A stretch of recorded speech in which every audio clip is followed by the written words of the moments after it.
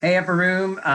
Hope this daily dose finds you well today. We got some sunshine, so that is always amazing. I am privileged to be joined today on our call by someone who I have worked in parallel with for a number of years, but we've actually never met face to face until today. So this is like the first time for all of us in that. This is Kathleen Sutcliffe. Kathleen is I, what's your Marriage title, and family Kathleen? therapist and Marriage and family holistic therapist. psychotherapist. Yeah. Perfect. Yeah. Studied at Tyndale and has been practicing in Toronto for how many years, Kathleen? 13. 13 years. And Kathleen is somebody that has become sort of a very dear, trusted ministry partner for me over the years, and many of you in our congregation have had the opportunity to be blessed by her and by her work. And so I asked her to join me today because, I hinted at this a couple of days ago, but someone mentioned to me that at least in one of the countries that has been dealing with COVID-19, that divorce rates are going up. And, I didn't see the original source. So that may or may not be true, but it got me thinking about the fact that, Kathleen, this is a season where we are, for those of us that are married, are thrust together in a kind of without the normal routines or even distractions that we would normally have. And I thought, on two levels that we're going to just explore for a few minutes today. One is this presents a tremendous, well, I think in general, for all couples, it presents a tremendous opportunity because there is time that we have that we don't normally have. Um, and as I said, some of the normal rhythms that often we feel like, work against, kind of just feeling a sense of daily closeness and working on our marriage, are gone for the time being and for at least a few months. And so wanted to basically spend a little bit of time talking about what can we do as couples to proactively strengthen our marriage. And then kind of in the latter half of the call, just around for those of us who would say, we already were in trouble or in crisis, or our marriage was already difficult and challenging. We've had ups and downs or whatever. And now this is presenting us with a totally new level of complexity and how to work through this. We weren't ready for this. So just some direction for those of us that would say, yeah, that's where we're at. So maybe we could start just in general. What would you say to couples and saying, hey, there's an opportunity here. How could we leverage it to strengthen our relationship? Yeah. So I was thinking of when you posed me that question just on paper before, that I think that's something that we forget when we're married, and especially when there's children or activities or work, where we forget that the other person is this unique universe that God has made. And so we end up sort of walking along in life parallel or sometimes crossing paths, but not really actually looking at the other one closely. And I think that right now there's this opportunity, and it would call for real intentionality, but the idea of asking questions and then intending to listen. And that may sound very simple, but it's huge. And I've seen many times when people can slow down and really hear what the other person is saying, that they learn and they find out that there's this, to me, it looks like two universes sitting there together. And it's like, wow, that happens over there. That's the way you see things, like that. So I was looking, one of the books that I have and I found really helpful. There's a man named John Gottman, and he's supposed to be the man who can predict divorces by looking at a couple for 5 minutes. But he wrote this book that's called it's called 7 Principles for Making Marriage Work. And in there, there's a series of questions that he asks couples to see if they know this about each other or ask. Some of them are kind of fluffy, but some of them, so one of them I wrote down, I can list my spouse's major aspirations and hopes in life. So let's just take that one as a concrete question. So you can ask that question and go, yeah, yes, they always hope that they could be president or something like that. But you could also sit down and ask that question with genuine curiosity. And to come to that place usually calls for prayer, because even though we're all sitting together and stuck together, it takes time to slow down our hearts to really listen. But it can be a phenomenal experience to say, this is what we're going to do tonight. And I will ask you one question, you will ask me one question, and I'm going to just listen. And then to actually say back what you heard is helpful.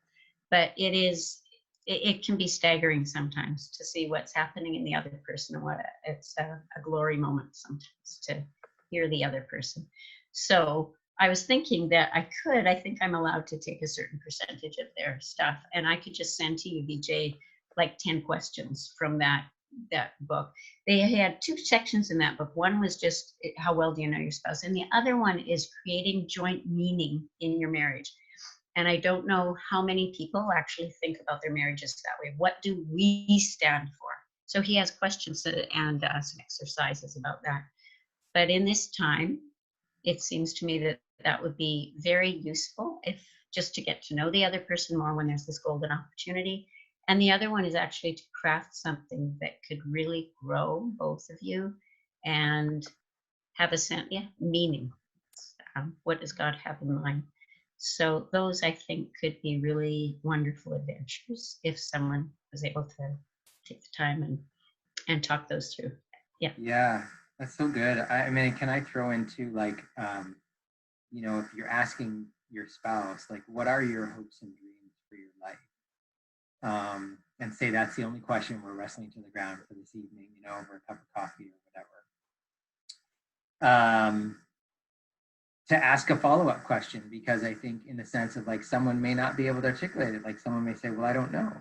And so how can I help my spouse actually, maybe this is even actually to discover some hidden things. Some of that comes from even just beginning, we were talking yesterday about loss.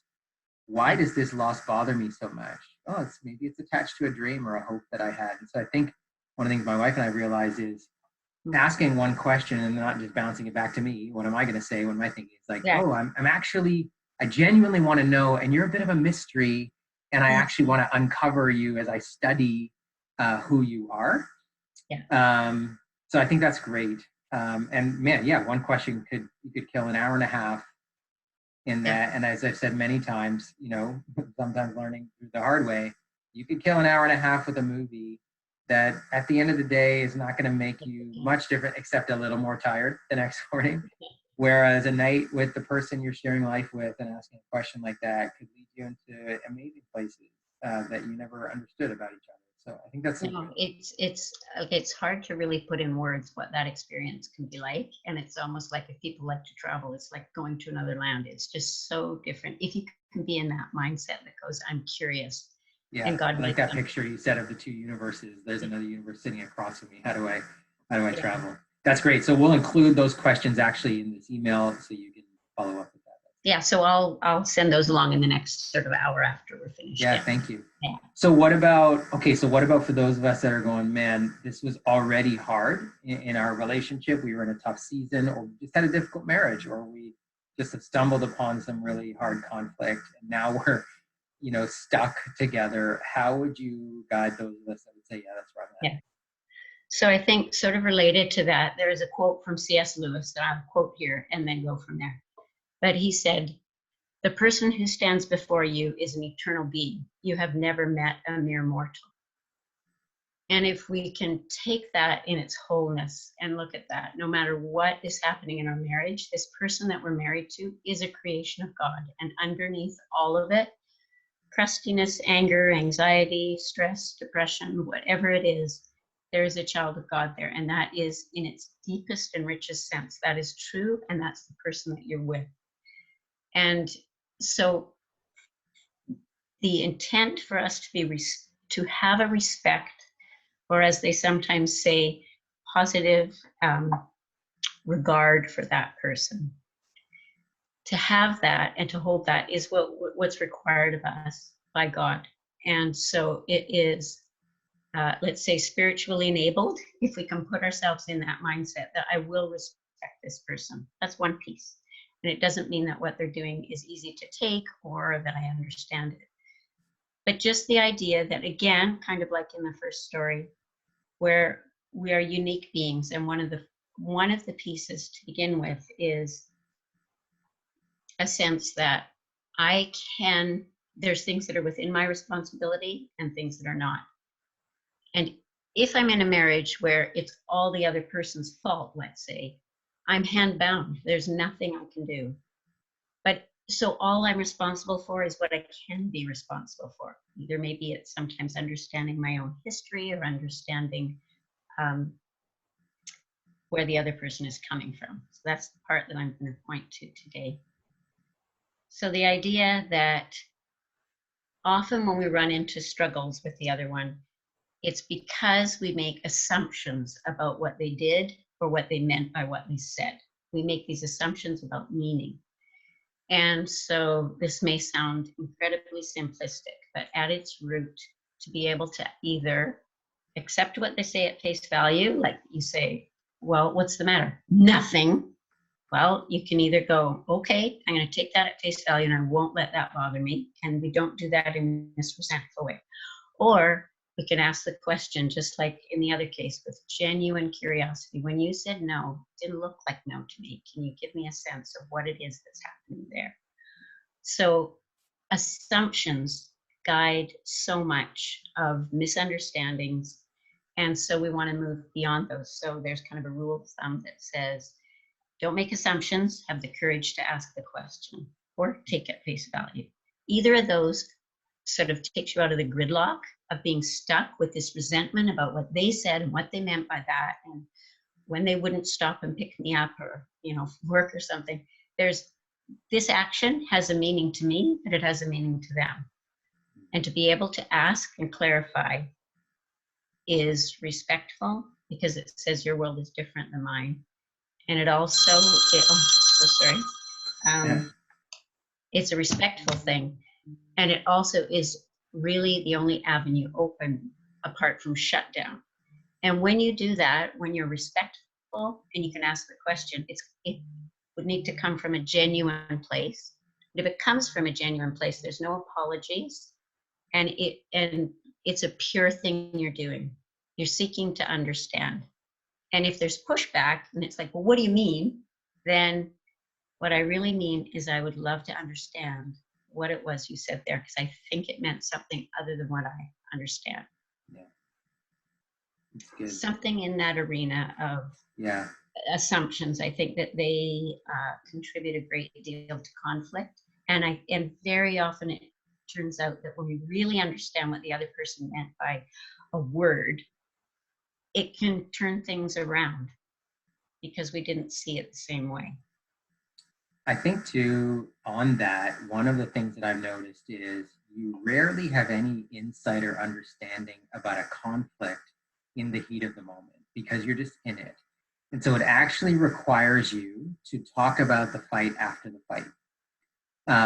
But many of us don't want to do that because we're just glad it's over, especially if we're conflict averse, or we're afraid it's just going to go back into the cycle.